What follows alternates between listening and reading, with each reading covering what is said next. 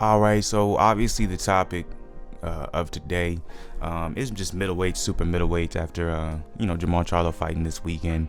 There's just a lot going on in the middleweight division. It's crazy to me too when you look at boxing. I love how it's going, man, because I would say everyone was so focused on the welterweight division when it came to last year and what was going on in the welterweight division. Like, that was really the topic of everyone's conversation when it comes to boxing community.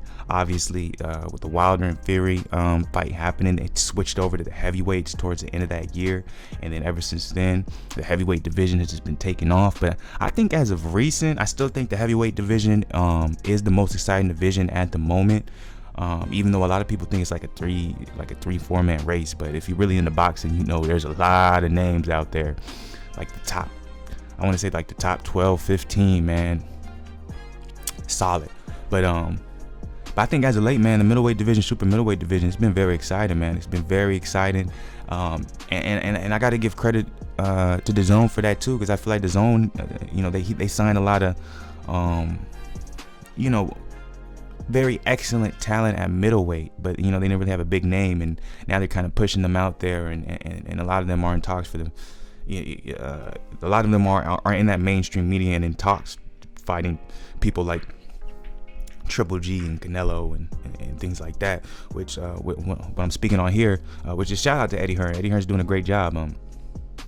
Hearn wants Andrade versus Triple G. He'll pressure the Zone to make that fight. Okay, so Demetrius Andrade promoter Eddie Hearn says he wants to pressure the Zone to get former champion Triple G to face Andrade next. Triple G is the one that Hearn wants for unbeaten Demetrius next fight later this year, and he believes he got a good chance of making that matchup happen. Now, obviously, if y'all watched this fight over the past weekend, it wasn't exciting to anybody who was looking for a brawl or just a straight throwdown, or you know what I'm saying. You know how some boxing fans be. They just want to see dudes slug it out. But I knew they would go this way. If y'all looked at my fight week video, I said the Jermall Charlo versus Brandon Adams fight would be more exciting if Andrade did what he usually does, because he's just so good in the way he uses his footwork as defense. Anyone who uses their footwork as defense, if you're going against someone who is at a lower level than you or just can't keep up with you, it's going to be a boring fight, i.e. Billy Joe, just because, you know what I'm saying, you're just going to outclass them, so it's not going to be fun. You know what I'm saying? It's never that fun unless you're really into the nuances of boxing to watch someone get outclassed. You know what I'm saying? So that's just how it goes. The reason I see an Andrade versus Triple G fight happening at the end of this year is what I was talking about earlier in my other video, was that where does Triple G go after the Canelo fight? Triple G wants this Canelo fight in September so bad, but I'm like, y'all gonna only fight a maximum 3 times. So no matter if you win, no matter if Canelo wins, you're gonna have to move on from this. You're gonna have to, what's gonna be the next step? And the next step is gonna have to be one of these. It's gonna have to be an Andrade. It's gonna have to be it's gonna have to be a Billy Joe. It's gonna have to be a Callum Smith. You know what I'm saying? Like, you're gonna have to start.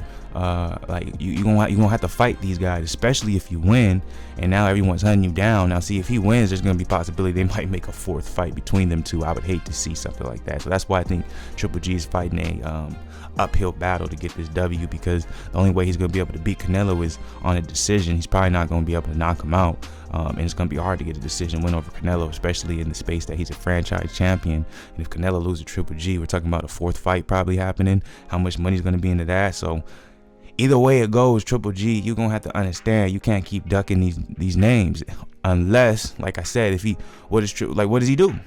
If he loses afterwards, does he just, you know what I'm saying, pad his record for those last 4 fights he got on his deal? Or does he try to, you know what I'm saying, go out as strong as possible, because he's never going to be able to get that Canelo fight again? So it's very interesting dynamic. Andrade is in a very interesting place as well. Who knows who his next fight is going to be? Who is there to fight? They got Callum Smith versus Billy Joe possibly happening for pay-per-view. So those 2 guys are out. You know what I'm saying? It always seems like Demetrius is the odd guy out. You know what I'm saying? Which is weak. He's kind of like Jermall Charlo over here. You know what I'm saying? Andrade is like the Jermall Charlo is. Like, he's in the same position as Jermall Charlo over in PBC. It's just like kind of just stuck in the water. It's like, who can I fight? Like, what names is next? Like how can I get these people not only to know me more than they already do, but to see that I am better than these dudes that they keep talking about constantly being the best. So it's a fucked up situation, man. It's a fucked up situation, and if either one of those fighters are your favorite fighters, man, it's like damn, like why? I thought this article was interesting. I'm not gonna touch on it too long. It was on boxerscene.com. Anthony Joshua shakes head.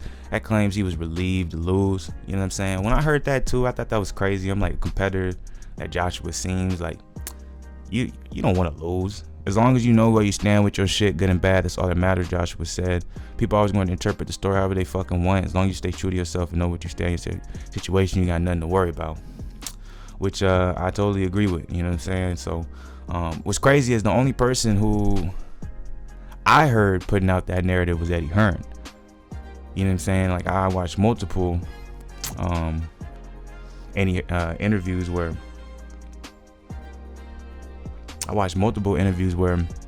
Eddie Hearn said, in some ways, I think Joshua was relieved, all that pressure off, and now he can just go in. And you know what I'm saying?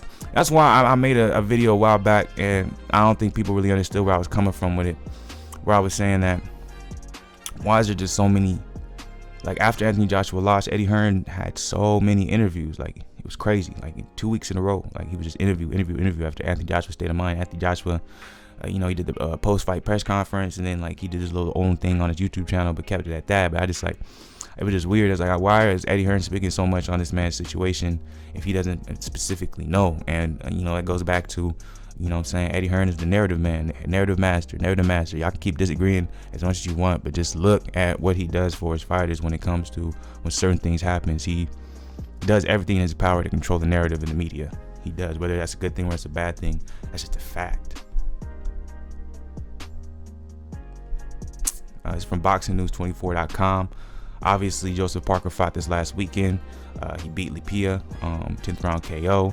Once Joshua, once Dillian White, once Ru Ryder Jr. Now, my only problem with these call-outs for me is Parker didn't, like, at moments he looked good, but then at moments he looked like Joseph Parker. Like, me personally, which, by the way, Parker looked like he added a lot more muscle this past weekend. It looks like he's been in the weightlifting sense. He looked a lot more toned than he usually does, but which I don't know if that's a good thing or bad thing, because I always felt like Joseph Parker kind of had, like, what I saw in this fight is, like, he starts off, he hits the gas hard, and then, like, middle rounds, he, like, kind of takes him off, and then after maybe that 6th or 7th, like, after that 7th or 8th round, in my opinion, he kind of, like, he'll have instances, like, he'll jump on it, then he'll take time off, and he's like, it's weird. Like, at points you think he's gassed, but then maybe he's not, because he'll start right back on it right away. But me personally, Parker, obviously he's back in the conversation when it comes to heavyweights, but I feel like it all depends on who he fights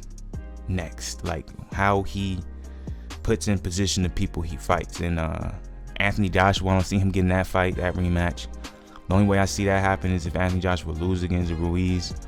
I don't see Joseph Parker getting the Ruiz Jr. fight.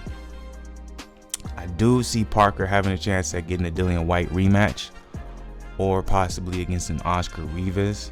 You got Kubrat Pulev finding out his fate soon, so there's a Pulev out there. You got Brian Jennings versus Joe Joyce, maybe the winner of that. You got Gorman versus Dubois, maybe the winner of that. So in my opinion, I understand what Parker is doing, but I think he's reaching a little bit too high after the performance he put on. I think he needs to look at these other fights, these other heavyweights that maybe are not in the mainstream media or talked about a lot, but I think if he can go in and he can beat a guy like a Joe Joyce, if he can go beat a guy like a Dubois, if he can go and beat a guy like a Pulev, if he can go and beat a guy like a Rivas, you know what I'm saying? Like, focus on that section, you know what I'm saying? Maybe even, I was hearing maybe even a Parker versus Chisora is next. You know what I'm saying? You got Usyk versus Takam happening soon, so maybe the winner of that. Like, focus in that area, not you know what I'm saying? Joshua and Ruiz Jr., I think he needs to take those out of his mind and really focus on these other guys. But yeah, it's good. I'm happy Parker got that win. He's back in the conversation. I see him doing some big things in the future. But yeah, I guess I'm gonna call it. Shout out to Chad Dawson too. I was talking about him coming out of retirement. He got the W, so shout out to him. Probably gonna have some more videos coming out later. Not sure what it's gonna be about, but look out for the live stream tonight. Look out for the podcast, Black Goose TV all day. Mr. Positivity, stay up, y'all.